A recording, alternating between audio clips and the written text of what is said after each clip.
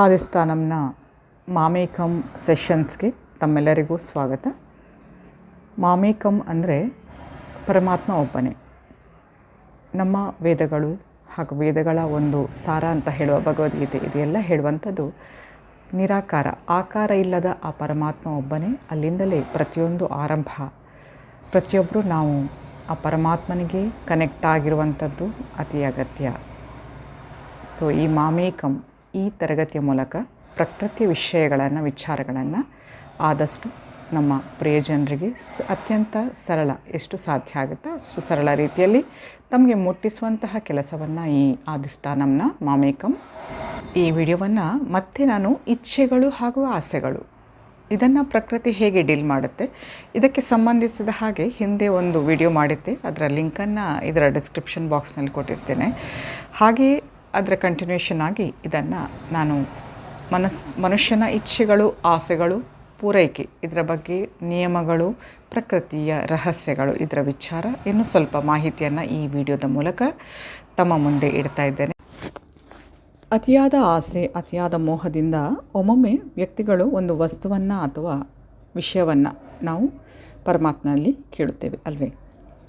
ನಮ್ಮಲ್ಲಿ ಏನು ಇದೆ, ನಮ್ಮ ಜೊತೆ ಯಾವ ಸಂದರ್ಭ ಇದೆ, ನಮ್ಮ ಜೊತೆ ಯಾವ ವ್ಯಕ್ತಿಗಳಿದ್ದಾರೆ, ಅವರ ಬಗ್ಗೆ ಗಮನ ಹರಿಸಿ ಸಂತೋಷವನ್ನು ಅನುಭವಿಸುವುದರ ಬದಲು, ಅದರ ಬಗ್ಗೆ ಕೃತಜ್ಞತೆಯನ್ನು ಸಲ್ಲಿಸುವುದರ ಬದಲು ಸಾಮಾನ್ಯವಾಗಿ ಸಮಾಜದಲ್ಲಿ ಇರುವಂತಹ ಒಂದು ಅಭ್ಯಾಸ ನಮ್ಮಲ್ಲಿ ಇಲ್ಲದ ವಸ್ತುವಿನ ಬಗ್ಗೆ, ಇಲ್ಲದ ವಿಷಯಗಳ ಬಗ್ಗೆ ವಿಶೇಷ ಆಸಕ್ತಿಯನ್ನು ವಹಿಸುತ್ತಾ ಅದನ್ನು ಇಚ್ಛೆ ಪಡುವಂಥದ್ದು, ಅದನ್ನು ಆಸೆ ಪಡುವಂತಹ ಒಂದು ಗುಣ ಕೂಡ ನಮ್ಮ ಸಮಾಜದಲ್ಲಿ ಸಾಮಾನ್ಯವಾಗಿ ನಾವು ಕಾಣಬಹುದು. ಈ ಆಸೆಗಳು, ಈ ಇಚ್ಛೆಗಳು, ಈ ಮೋಹ ಹೇಳುವಂಥದ್ದು ಪ್ರತಿಯೊಬ್ಬರದ್ದು ಅವರವರ ಸ್ವಂತ ವಿಚಾರ. ಆದರೂ ಪ್ರಕೃತಿ ಈ ವಿಷಯದಲ್ಲಿ ಹೇಗೆ ರೆಸ್ಪಾಂಡ್ ಮಾಡುತ್ತೆ, ಇಲ್ಲಿ ನಿಯಮ ಏನು ಅಪ್ಲೈ ಆಗುತ್ತೆ, ಯಾರು ಯಾವಾಗ ಏನು ಕೇಳುತ್ತಾರೋ ಪ್ರಕೃತಿ ಖಂಡಿತ ಅದನ್ನು ಕೇಳುತ್ತೆ. ಮತ್ತೆ ಮತ್ತೆ ಆ ವ್ಯಕ್ತಿ ಕೇಳಿದಾಗ ಒಳ್ಳೆಯದು ಕೆಟ್ಟದು ಪ್ರಕೃತಿ ಅದನ್ನು ಕೊಡಲು ಬೇಕಾದ ಸಿದ್ಧತೆಯನ್ನು ಮಾಡುತ್ತೆ. ನಾವು ಇನ್ನೊಂದು ವಿಚಾರವನ್ನು ಗಮನದಲ್ಲಿ ಇಟ್ಕೊಳ್ಬೇಕಾದದ್ದು, ಈಗ ಇರುವ ನಾವು ಸಮಯ, ಈ ಕಲಿಯುಗದಲ್ಲಿ ಮಾಯಾ, ಇಲ್ಯೂಷನ್ ಹೇಳುವಂತಹ ಒಂದು ಸಿಸ್ಟಮ್ ಕೂಡ ಇದೆ. ಇದು ವ್ಯಕ್ತಿಯಲ್ಲಿ ಅತಿಯಾದ ಆಸೆ, ಇಚ್ಛೆ, ಮೋಹವನ್ನು ಹೆಚ್ಚು ಮಾಡುವಂತಹ, ಮನುಷ್ಯನನ್ನು ಆಧ್ಯಾತ್ಮಿಕವಾಗಿ, ಧಾರ್ಮಿಕವಾಗಿ ನಡೆಯುವಲ್ಲಿ ಎಲ್ಲೆಲ್ಲಿ ಮೋಹದ ಕಡೆ ಎಳೀಲಿಕ್ಕಾಗುತ್ತಾ ಆ ಕೆಲಸವನ್ನು ಮಾಯಾ ಎಂಬ ಸಿಸ್ಟಮ್ ಕೆಲಸ ಮಾಡುತ್ತೆ. ಯಾವ ವಸ್ತುವಿನಿಂದ ವ್ಯಕ್ತಿಗೆ ತೊಂದರೆ ಆಗುವ ಚಾನ್ಸಸ್ ಇದೆಯೋ ಅದನ್ನು ಕೂಡ ಪ್ರಕೃತಿ ಆ ವ್ಯಕ್ತಿ ಪದೇ ಪದೇ ಕೇಳಿದಾಗ ಕೊಡಲು ಬೇಕಾದ ವ್ಯವಸ್ಥೆಯನ್ನು ಮಾಡುತ್ತೆ. ಇಲ್ಲಿ ಉದ್ದೇಶ ಏನು, ಮುಂದಕ್ಕೆ ಆ ವ್ಯಕ್ತಿ ಒಂದು ಹಂತದಲ್ಲಿ ಈ ವಿಚಾರ ತನಗೆ ಬೇಡ ಇತ್ತು, ಯಾಕಪ್ಪ ನಾನು ಈ ವಿಚಾರದಲ್ಲಿ ಮುಂದೆ ಹೋದೆ, ಈ ವಸ್ತುವನ್ನು ಯಾಕೆ ತೆಗೆದುಕೊಂಡೆ ಅಂತ ಹೇಳುವಂತಹ ಒಂದು ಪಾಠವನ್ನು ಕಲಿಯುವಂತಹ ಒಂದು ಉದ್ದೇಶ. ಜೀವನ ಪೂರ್ತಿ ಆ ಪಾಠ ಪ್ರಾಕ್ಟಿಕಲ್ ಆಗಿ ಬಂದದ್ದು ಪಾಠ ಜೀವನ ಪೂರ್ತಿ ವ್ಯಕ್ತಿಯಲ್ಲಿ ಇರುತ್ತೆ. ವ್ಯಕ್ತಿಯನ್ನು ಕೆಲವೊಮ್ಮೆ ಸಂಪೂರ್ಣವಾಗಿ ಬದಲಾಯಿಸುತ್ತೆ. ಇದೇ ಒಂದು ಉದ್ದೇಶ. ಹಾಗಾಗಿ ನಾವು ಏನು ಇಚ್ಛೆ ಪಡ್ತೇವಾ, ಏನು ಕೇಳ್ತೇವಾ ಅದರ ಬಗ್ಗೆ ಸ್ವಲ್ಪ ಜಾಗ್ರತೆಯನ್ನು ನಾವು ವಹಿಸ್ಕೊಳ್ಬೇಕಾಗತ್ತೆ. ಇಲ್ಲಿ ಇನ್ನೊಂದು ವಿಚಾರವನ್ನು ನಾನು ಉಲ್ಲೇಖ ಮಾಡಲಿಕ್ಕೆ ಇಷ್ಟಪಡ್ತೇನೆ. ಇಂತಹ ಸಂದರ್ಭದಲ್ಲಿ ವಿಶೇಷ ಆಸೆ, ಇಚ್ಛೆ, ಈ ಸಂದರ್ಭದಲ್ಲಿ ಯಾವ ಒಂದು ವ್ಯವಸ್ಥೆ ನಮಗೆ ಸಪೋರ್ಟ್ ಕೊಡುತ್ತೆ. ಸನಾತನಿಗಳು ಪರಮಾತ್ಮನೊಂದಿಗೆ ಕನೆಕ್ಟ್ ಆಗುವಂತಹ ವ್ಯವಸ್ಥೆಗಳನ್ನು ನಾವು ಸದಾ ಮಾಡಿಕೊಂಡಿದ್ದೇವೆ. ಅದು ಇಷ್ಟ ದೇವರಿರ್ಬೋದು, ಕುಲದೇವರಿರ್ಬೋದು, ಅಥವಾ ನಿರಾಕಾರ ನಮ್ಮ ಶಿವ ಇರ್ಬೋದು. ಪರಮಾತ್ಮನ ಜೊತೆಗೆ ಪ್ರತಿದಿನ ಸಂಪರ್ಕವನ್ನು, ಪ್ರತಿನಿತ್ಯ ಸಂಪರ್ಕವನ್ನು ಹೊಂದುವಂತಹ ವ್ಯವಸ್ಥೆ ನಮ್ಮಲ್ಲಿದೆ. ಅಂತಹ ಸಂದರ್ಭ ಇದ್ದಾಗ ಕಣ್ಣಿಗೆ ಕಾಣದ ವಿಚಾರಗಳು ಅವರಿಗೆ ತಿಳಿದಿರುತ್ತೆ. ಅಲೌಕಿಕ ಜಗತ್ತಿನಲ್ಲಿ ಆಗುವಂಥ ವಿಷಯಗಳು ನಮಗಿಂತ ಹೆಚ್ಚಾಗಿ ಅವರಿಗೆ ತಿಳಿದಿರೋದ್ರಿಂದ ನಾವು ನಮ್ಮ ಇಚ್ಛೆ, ನಮ್ಮ ಆಸೆ ಅದನ್ನು ಅವರ ಮುಂದೆ ಹೇಳ್ಕೊಂಡಾಗ ನಮಗೆ ಯಾವಾಗ ಕೊಡಬೇಕು, ಯಾವ ವಸ್ತು ಕೊಡಬೇಕು, ಯಾವುದು ವಸ್ತು ಕೊಡಬಾರ್ದು ಅದನ್ನು ಅವರು ನಿರ್ಧಾರ ಮಾಡ್ತಾರೆ. ಹಾಗಾಗಿ ನಮ್ಮ ಜೀವನ ಆ ಸಂದರ್ಭ, ಆ ವ್ಯವಸ್ಥೆ ಇದ್ದಾಗ ಸೇಫ್. ಹಾಗಾಗಿ ಬುದ್ಧಿವಂತರು ಪ್ರಾರ್ಥನೆ ಮಾಡುವಾಗ ನಮಗಿದು ಬೇಕು ಎಂದು ಕೇಳೋದಿಲ್ಲ. ಪರಮಾತ್ಮನಲ್ಲಿ ನಮಗೆ ಏನು ಒಳ್ಳೆಯದು ಅದನ್ನು ನೀನು ಮಾಡು ಎಂದು ಇಷ್ಟೇ ಪರಮಾತ್ಮನಲ್ಲಿ ಪ್ರಾರ್ಥಿಸ್ತಾರೆ. ಇದು ಪ್ರತಿಯೊಂದು ವಿಚಾರದಲ್ಲಿ ಸೇಫರ್ ಸೈಡ್. ಯಾಕಂದರೆ ನನಗೆ ಕಾಣಿಸುವಂಥದ್ದು ಸ್ವಲ್ಪ ರೋಡ್ ಮಾತ್ರ. ನಾನು ಡ್ರೈವ್ ಮಾಡುವಾಗ ಸ್ವಲ್ಪ ದೂರದವರೆಗೆ ಮಾತ್ರ ನಾನು ನೋಡ್ಬೋದು, ನನ್ನ ಕಣ್ಣಿನಿಂದ ನೋಡ್ಬೋದು. ಬಟ್ ಅದಕ್ಕಿಂತ ಒಂದು ಲಿಮಿಟಿನ ನಂತರ, ಒಂದು ಹಂತದ ನಂತರ ಆ ದಾರಿಯನ್ನು ನನ್ನ ಕಣ್ಣಿಂದ ನೋಡಲಿಕ್ಕೆ ಅಸಾಧ್ಯ ಆಗುತ್ತೆ. ಸೊ ಅದೇ ರೀತಿ ಮುಂದಕ್ಕೆ ಫ್ಯೂಚರಲ್ಲಿ ನನಗೆ ಯಾವುದು ಒಳ್ಳೆಯದೋ ಯಾವುದು ಕೆಟ್ಟದೋ ನನಗಿಂತ ಹೆಚ್ಚಾಗಿ ಆ ಪರಮಾತ್ಮನಿಗೆ ಗೊತ್ತಿರುತ್ತೆ. ಹಾಗಾಗಿ ಪ್ರಾರ್ಥನೆ ಮಾಡುವಾಗ ನನಗೆ ಏನು ಒಳ್ಳೆಯದು, ನನ್ನ ಒಳಿತಿಗೆ ಯಾವುದು ಒಳ್ಳೆಯದು ಅದನ್ನು ನೀನು ಮಾಡು ಅಂತ ಹೇಳುವಂಥದ್ದು ಒಂದು ರೀತಿಯ ಬುದ್ಧಿವಂತರ ವಿಚಾರ. ಈಗ ಇನ್ನೊಂದು ವಿಭಾಗಕ್ಕೆ ಬರ್ತೇನೆ. ಯಾವುದೇ ವಸ್ತು ವಿಷಯವನ್ನು ನಾವು ಇಚ್ಛೆಪಟ್ಟು ಪ್ರಾರ್ಥಿಸಿದಾಗ, ಉದಾಹರಣೆ ಮೂಲಕ ಒಬ್ಬ ವ್ಯಕ್ತಿಗೆ ಒಂದು ಹೊಸ ಮನೆ ಬೇಕು ಅಂದ್ಕೊಳ್ಳೋಣ. ಈ ಆಸೆಯನ್ನು ವ್ಯಕ್ತಪಡಿಸಿದಾಗ ಮೊದಲು ಆಗುವ ವಿಮರ್ಶೆ ಏನು?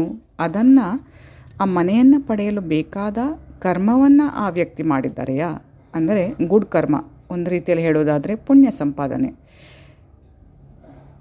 ಈ ಪುಣ್ಯ ಸಂಪಾದನೆಯನ್ನು ಆ ವ್ಯಕ್ತಿ ಮಾಡಿದೆಯಾ? ಆ ರಿಕ್ವೆಸ್ಟನ್ನು ಪ್ರಕೃತಿ ಆಗ ಬೇಗ ಸ್ಯಾಂಕ್ಷನ್ ಮಾಡುತ್ತೆ.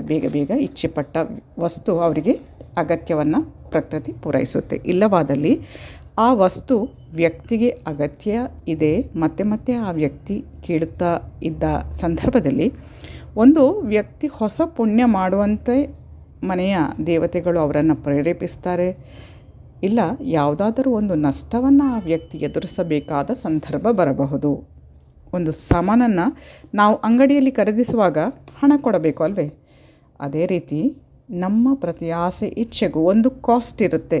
ಅದು ಒಂದು ಹಿಂದೆ ನಾವು ಮಾಡಿದ ಪುಣ್ಯ, ಅಥವಾ ಈಗ ಮುಂದಕ್ಕೆ ಮಾಡುವಂತಹ ಪುಣ್ಯ, ಅಥವಾ ಯಾವುದೋ ಒಂದು ಹೊಸ ನಷ್ಟ ಕೂಡ ಎಕ್ಸ್ಪೀರಿಯನ್ಸ್ ಮಾಡಬೇಕಾದಿತ್ತು. ಈ ನಷ್ಟ ಅಂದರೆ ಹಣದ ನಷ್ಟ ಮಾತ್ರ ಅಲ್ಲ, ಆರೋಗ್ಯದ ನಷ್ಟ ಇರ್ಬೋದು, ಸಮಾಜದಲ್ಲಿ ನಮಗಿರುವಂತಹ ಪ್ರತಿಷ್ಠೆಯ ನಷ್ಟ ಇರ್ಬೋದು, ನಮ್ಮ ಆಪ್ತರನ್ನು ಕಳೆದುಕೊಳ್ಳುವಂತಹ ನಷ್ಟ ಇರ್ಬೋದು. ಸೊ ಪ್ರತಿಯೊಂದು ಕೆಲಸ, ಪ್ರತಿಯೊಂದು ಇಚ್ಛೆ ಪೂರೈಸಲು ದೆರ್ ಈಸ್ ಅ ಕಾಸ್ಟ್. ಇದನ್ನು ನಾವು ನೆನಪಿನಲ್ಲಿ ಇಟ್ಕೊಳ್ಬೇಕಾಗತ್ತೆ. ಇಲ್ಲಿ ಯಾರು ಪರಮಾತ್ಮನ ಜೊತೆ ನಿತ್ಯ ಸಂಪರ್ಕದಲ್ಲಿ ಇರುತ್ತಾರೋ ಅವರಿಗೆ ಅಲ್ಲಿ ಆಗ ಸರಿಯಾದ ಮಾರ್ಗದರ್ಶನ ಸಿಗುತ್ತೆ.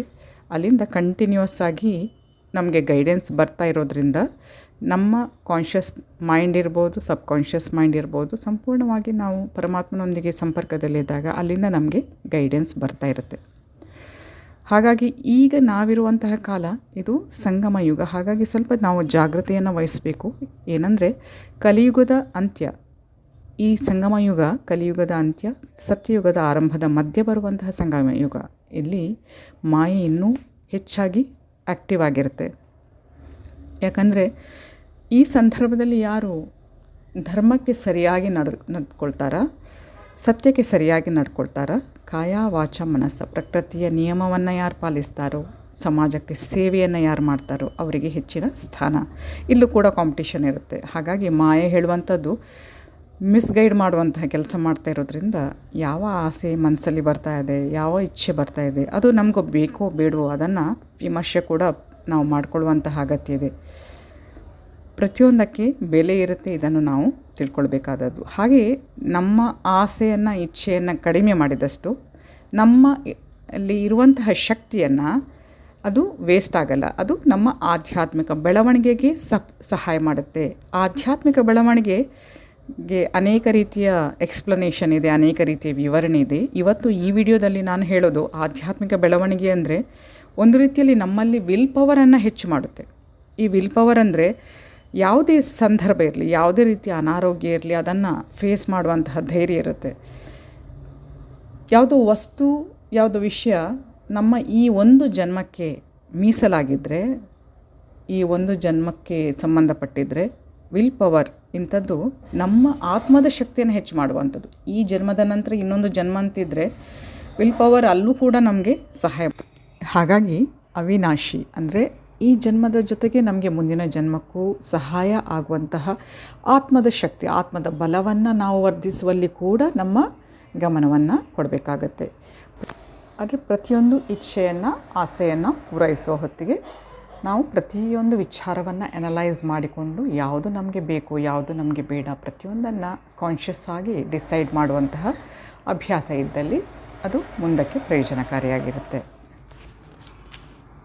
ಮುಂದಿನ ವಿಚಾರಗಳನ್ನು ಮುಂದಿನ ವಿಡಿಯೋದ ಮೂಲಕ ತಮ್ಮ ಮುಂದಿಡ್ತೇನೆ. ಈ ವಿಡಿಯೋದ ವಿಷಯಗಳು ಇಷ್ಟ ಆದಲ್ಲಿ ಖಂಡಿತ ಸಬ್ಸ್ಕ್ರೈಬ್ ಮಾಡಿ, ಹಾಗೆ ತಮ್ಮ ಪ್ರಿಯಜನರಿಗೆ ಇದನ್ನು ಶೇರ್ ಮಾಡಿ. ತಮ್ಮನ್ನು ಮತ್ತೆ ಭೇಟಿಯಾಗ್ತೇನೆ. ಅಲ್ಲಿವರೆಗೆ ಧನ್ಯವಾದಗಳು. Please take care. Have a good day. ಜೈ ಶಿವಶಕ್ತಿ, ಜೈ ಮಾ ಕಾಳಿ, ಜೈ ಶ್ರೀ ಕೃಷ್ಣ. ಶ್ರೀಕೃಷ್ಣಾರ್ಪಣಮಸ್ತು. Thank you.